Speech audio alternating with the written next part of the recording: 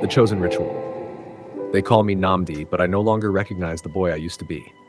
Every time I look into a mirror, I see more than my reflection. I see the faces of the dead. Hollow eyes, stretched skin, and mouths whispering my name like a cursed hymn. This is my reality, the one I never chose. I grew up in a small village, steeped in tradition, a place where whispers of gods and spirits dance through the air like smoke. My family carried an unspoken weight. People would bow their heads when they saw my father and mutter prayers under their breath when they crossed paths with my grandfather. I thought it was respect, but now I know better. It was fear. The truth unraveled slowly. My great-grandfather, a man whose name even my father dared not speak, had struck a bargain generations ago. He was a powerful man, feared and revered, who sought immortality.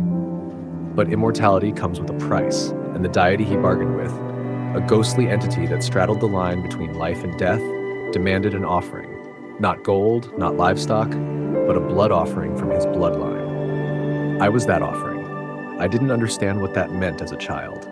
I was just a boy trying to navigate life in the shadow of a family legacy I didn't comprehend. The first signs came early. Shadows seemed to follow me wherever I went, even when the sun was high. At night, whispers filled the air, and the temperature in my room would drop to an icy chill. My parents told me to pray, to ignore the strange occurrences, but how could I ignore the cold hands that gripped my ankles in the dark? When I was 8, the trances began. One moment I'd be playing in the yard, and the next I'd wake up in places I didn't recognize.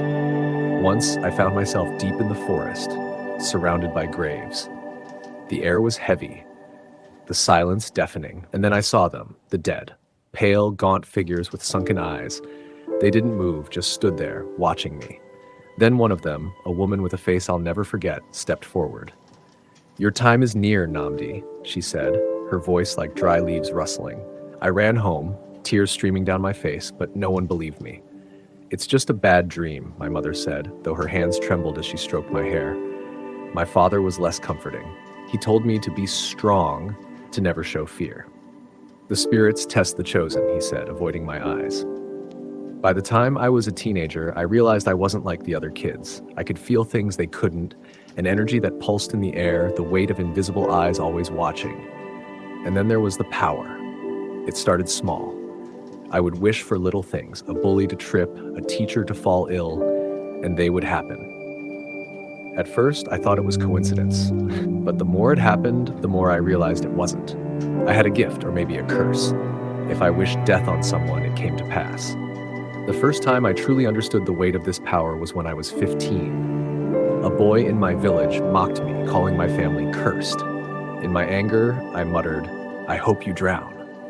That night, he was found lifeless in the river. The guilt consumed me, but the spirits seemed pleased. They came to me in my dreams, their skeletal hands clapping in slow, eerie rhythm. "You are chosen, Namdi," they said. "You are ours." It was then my father finally told me the truth. He spoke of the pact, of the bargain my great-grandfather had made. I was the offering, the price for our family's protection. The deity owned me, and there was no escape. The spirits began to appear more frequently after that. At first, they came in dreams, their faces twisted and hungry. Then, they came in waking life. I'd see them in the corners of rooms, their ghostly forms flickering like dying flames. They whispered to me, urging me to complete rituals, to make sacrifices to prolong my life. I resisted, but the deity's power was relentless. There were moments when I'd lose control of my own body, my feet carrying me to places I didn't want to go. Once I found myself on a highway, cars speeding past me. The sound of horns and screeching tires jolted me back to reality, but I knew it wouldn't be the last time. One night, I woke up to find myself standing in the middle of a cemetery, surrounded by graves. The spirits were there, their eyes glowing like embers. They circled me, chanting in a language I didn't understand.